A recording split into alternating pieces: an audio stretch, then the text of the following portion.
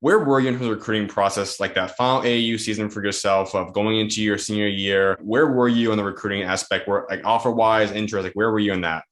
Yeah, it was actually interesting. After my junior year AAU season, there really wasn't much I was excited about in terms of the recruiting wise. I mean, there was the only interest D1 I had was low D1. It was kind of like UMKC, Mm-hmm. and then some others. I wish I could remember off the top of my head, but it was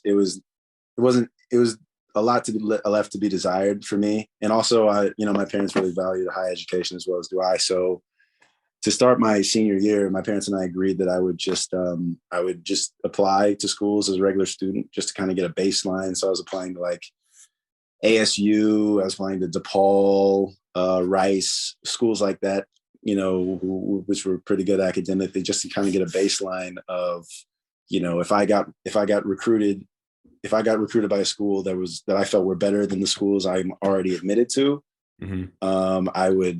I would take it. But anything below, I wouldn't take it. So that was kind of my bar senior year. So fast forward to kind of towards the tail end of my senior season, I finally got I was receiving some interest from Ivy Leagues and stuff like that, but I finally got interest from Northwestern, which I felt was obviously above that bar. It's a great institution. Mm-hmm.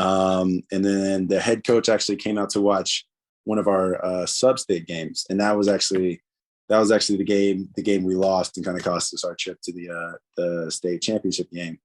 And that they just never came with. After that game, they kind of asked me to take on a walk-on spot. Mm-hmm. And obviously I wasn't feeling that too much, but it was a little deflating after that. And then so after the senior season ended, I was planning on taking a post-grad year because, I was getting all this, I was getting some interest, but no one was really pulling the trigger. And these interests were from, some pretty high quality schools. But so I felt like, people just needed to see me more. And that's what coaches were saying. They just hadn't seen enough of me yet. So I was like, let me just take a post-grad year. I'm young for my age anyway, so it's not like it's a big deal. And so yeah, that was the plan. So then I signed, or not signed, but I agreed to play with LJ Goolsby's KC Run GMC. And then that one weekend, I remember I wasn't even playing on his I wasn't even playing on like his top team because he felt like the parents and the kids wouldn't respond great for me just jumping up to the top team just immediately.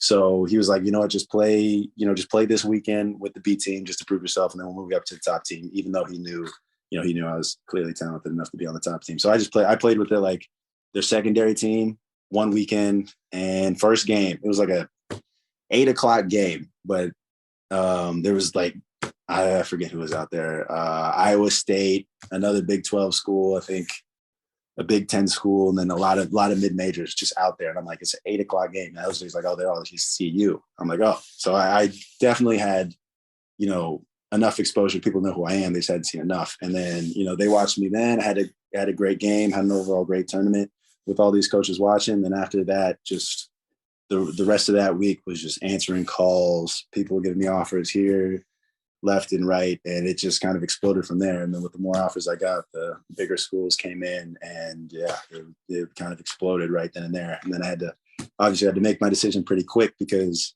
by then it was already May, and schools are by then schools kind of already had their all their recruits for that next year. So I had to make my decision pretty quick. And so I decided not to take my post-grad year because I had the offers that I wanted at the time. So I ended up going with Stanford. And, the funny thing about it was on my, even though I had committed to Stanford before I graduated, it still said undecided on the little pamphlet when I walked across the stage. So that's always a pretty funny thing to think about.